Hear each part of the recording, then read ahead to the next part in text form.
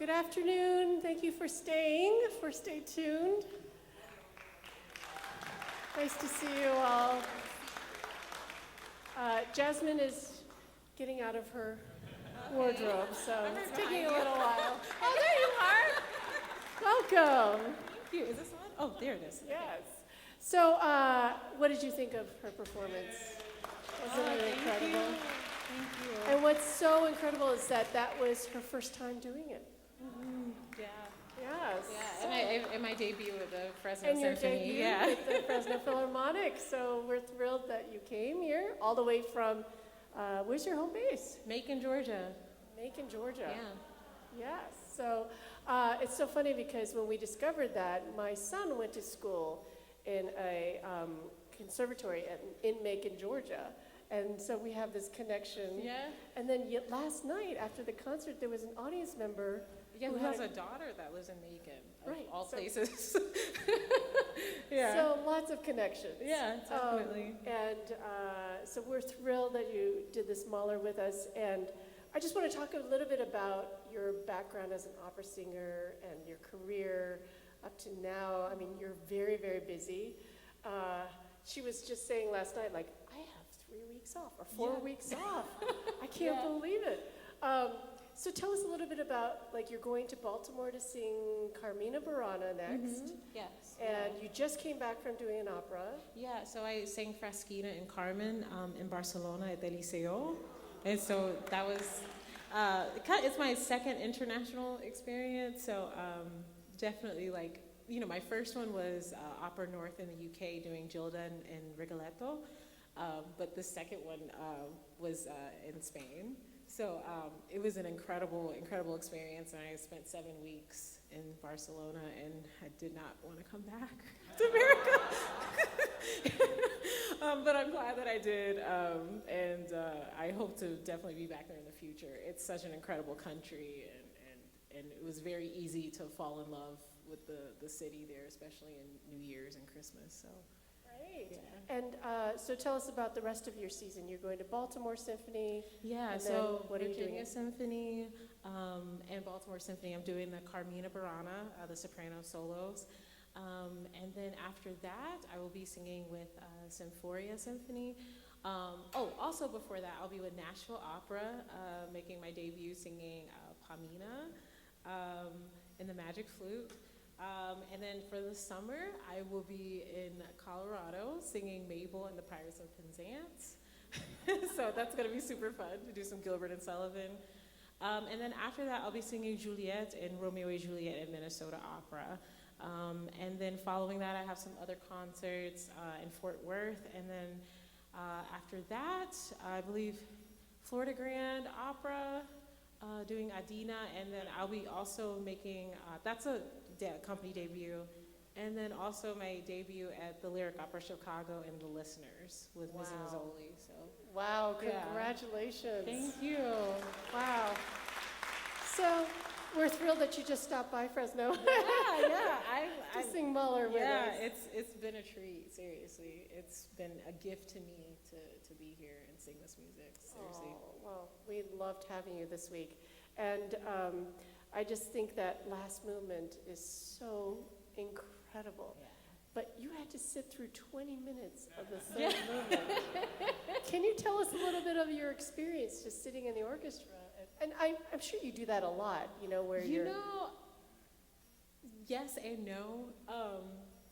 So actually, this past summer, I did a Handel opera, Rinaldo, at the Glimmer Glass Festival, and I was singing Almirena, and we set this particular opera in a cancer ward. I know it's weird, but there's a point to it. Basically, we were in this hospital, and this world of fantasy comes through the boy's mind. So Rinaldo, basically, the opera happens in the hospital room. Well, I'm the girl, and I basically laid there for 45 minutes in a hospital bed before I had to sing. Oh my God. So this was nothing compared to what I have had to do. I will say what was really awesome, they implanted this camelback into the bed because I was like intubated and had this cord going in so I could like sit as I was just like waiting. Sing. Yeah. Oh, wow. Also, there were times, and it's embarrassing to admit, but there were times in rehearsal because I had to wait such a long time in the bed, I like fell asleep in rehearsal. So that was like my worst fear of like being on stage and being like, okay, Jasmine, you need to wake up. But I always heard applause and stuff, so that was super helpful. Oh my goodness. Yeah. Wow, that's amazing. Well, are there any other stories you can share with us about, being backstage and then like maybe, a mishap that happened, but then, you overcame it, something? Oh, I don't know. I feel like mishaps happen all the time, and then I just like, okay, it happens, and then I go on. Something memorable? Oh God, I was singing Adina at the Phoenicia Festival of the Voice, and it's an opera festival in upstate New York, in this little hamlet called Phoenicia. And they have their festivals outside, and as you can imagine, we were singing the opera outside, and it had just rained, and so with all the lights, there were all of these gnats all over the place. So as you can imagine, as I'm singing, something flew into my mouth. But luckily, I had enough of a pause where I just like turned around and then swallowed and then just went back to it. So that's another memorable, it was inevitable too. I was like, it's gonna happen because Right. there's just flies And everywhere. you're singing. And Yeah, you have to keep open going. your mouth. Yes. Yeah. Wow. And so tell us a little bit about your career. Like, what made you, want to become an opera singer? And Okay, so there's a very serendipitous story to Fresno and hear about how I started to sing. So basically, I was at this camp called Midsummer Macon, and it's a fine arts camp in the town that I grew up. And I was introduced to Audra McDonald through her album Way Back to Paradise. And so when I heard the first track on there, it was Dream Variations by Ricky Ian Gordon. And I was like, I have to do this. I don't know what this is, but like, I have to do it. And that's where it literally started from there. So it's kind of very nice that, this being her hometown, that, this is the place that she grew up in, and it's great for me to be here and kind of be around that inspiration, yeah. oh, wonderful. And so you went to school for voice? Yeah, so I went to Shorter University for my undergraduate in voice, and then I went to the University of Cincinnati College Conservatory of Music for voice and opera. Okay. Mm-hmm. And then after that, did you win a competition, or you just started singing? I honestly, my path is a little different because, usually with opera, they expect you to kind of, once you leave grad school, you go to a young artist program. I didn't get into those young artist programs, and they're extremely competitive to get into. So I really had to kind of learn how to build my own career kind of I like moved back home to Macon actually, and luckily I had a lot of great connections and summer programs that I went to, so things just kind of fell into place where I was able to have these like little jobs along the way. And then, it just kind of kept going. And honestly, I think like work begets work if you keep doing a good job wherever you are. And so that was kind of, I think, what really helped to advance. That's inspiring, very inspiring, yes. And there's also, thank you, there's also some competitions that I did do, not conventional, but amazing. There's the American Traditions competition that I did get second place in. And I also did the Met competitions, but I never quite got past regional. But it's all good. With the ATC competition, it's a competition where you have to do 9 different genres by 9 different American composers. What? It's crazy. Okay, so give us an example. Okay, so actually my middle program was Your Daddy's Son from Ragtime, Glitter and Be Gay, and then Be in Green from Sesame Street.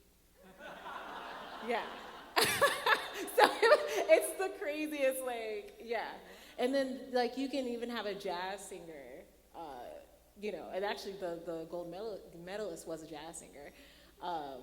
They can also compete. I mean, it's just an array of different styles and different people that sing different styles. Yeah, and you do some pop shows too, right? I mean, you I did the Christmas pops with Dallas, which was super fun. Right, with the Dallas Symphony. And they had arranged a piece by Whitney Houston from The Preacher's Wife. So it was like, that's whenever I think of Christmas, that is just like the number one movie or the thing that I think about when I think about Christmas. And they made an arrangement for me, and yeah. Wonderful. Yeah. And so when you're not, working on an opera or, like a concert, like today's concert, what do you like to do?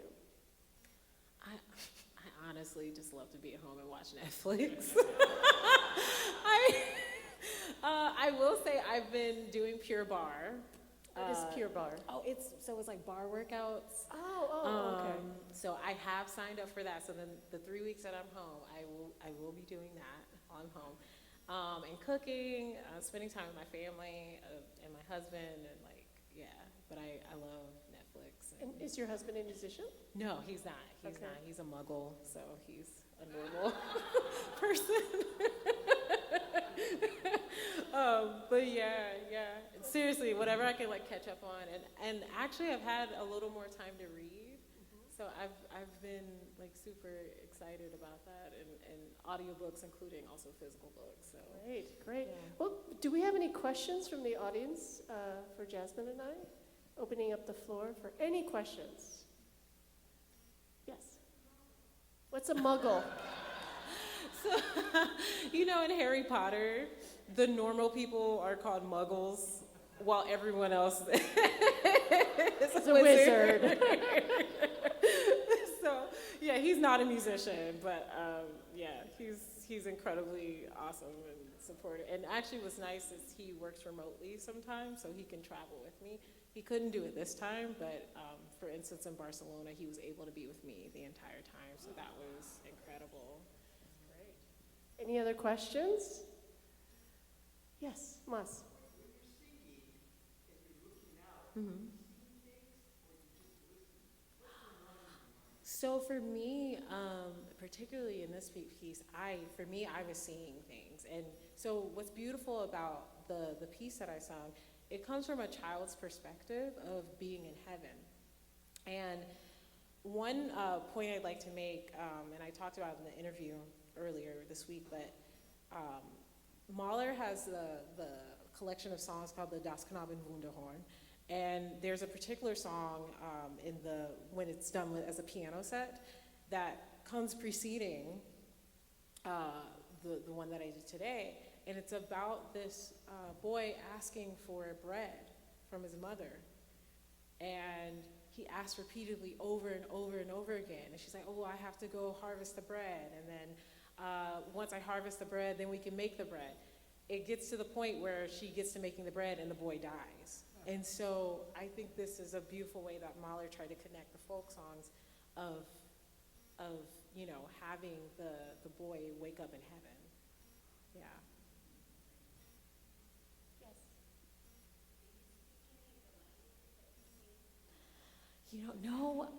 No, I don't. But as a goal of mine, I really want to be bilingual, at least in Italian. Because that's the majority of the rep that I sing, and also I would love to speak German as well if I want to work in German houses. But yeah, no, I do not speak them fluently, but I do know the sounds and the accents. Yeah, so in school we study IPA, the International Phonetic Alphabet. So if you look at a dictionary, there's those weird symbols that's next to it, and it's in brackets. That's what we learn how to codify those things with each language that we do. So again, there's different sounds for different symbols for different sounds, and then also different sounds for different languages. So the schwa is very much different than the French schwa or the German schwa. Yeah, so basically that's how I learned that. But then I also like to listen to people who speak the language and get used to it that way. But going back to Moss's question about, when you're singing, were you seeing things? And you said you were seeing things. Yeah, I mean, So- yeah. So were you seeing the boy, or what were you seeing when you were singing it today? Yeah. Kind of like the opening phrase, I kind of think like that's him like waking up and be like, where am I? Almost. And like what is this place? Like that's at least the mood that I like to set with it. Yeah. And Right. so I'm seeing like for instance in the text, all these different saints Are showing up. Yeah. Yeah, so like for instance, Saint Ursula that I talk about at the end, I actually had to look this up because I know the Bible, but there's some people that I was like, who are all these saints? I've never heard of them. And Saint Cecilia, who is like in charge of the musicians, being a court musician, but particularly with Saint Ursula, she basically was supposed to be betrothed to a prince, and on her way, making her journey there to meet him, she was confronted by the Hun, and basically the Hun they were about to rape her and the 11,000 maidens, and she said no, and so they killed all of them. And so that is also a figure in this text. I know it's crazy, but it's also a figure in this text that the child is seeing them dance and sing and laugh, and so like that's the main kind of motivation. Oh, also with the boy starving, there's a lot of talk about food where Saint Martha must be the cook, the one with Martha and Jesus, and she was cooking, and she was was it Mary and Martha, and saying lay at the feet of Jesus. And there's the Santa Marta die Kirche muss sein, that the boys say, oh, Martha must be the cook of all of this. Right. So there's that correlation of being around all of this food, and especially on earth when he didn't have it. Yeah. It's a beautiful illustration of that, of having all this abundance and there's no scarcity. Yeah. And this whole symphony is kind of very eerie in that way, Yeah. But it's so funny because Mahler was supposed to have these titles for each movement, descriptive titles, but he didn't want to do that because then it would limit the listener to listen for this, instead of just being open to whatever came to their minds when they were listening to each movement, because they're so different. Anyway, any other questions for us? Yes. So the tuning, the scordatura tuning that the concertmaster was doing, it puts more tension on the strings, and so it creates this eerie quality and is very innovative for that time to do something like that. Sometimes musicians have in their parts one string that's changed, but this one's all four strings that are detuned, and that's why she had to have another violin. Otherwise, it would take her forever to detune all of those and turn them back in when she had to play the other movements. So you always have these two violins on stage whenever you hear the Fourth Symphony. Well, thank you all so much for staying. Bravo, Jasmine. Oh, thank you. See you next time.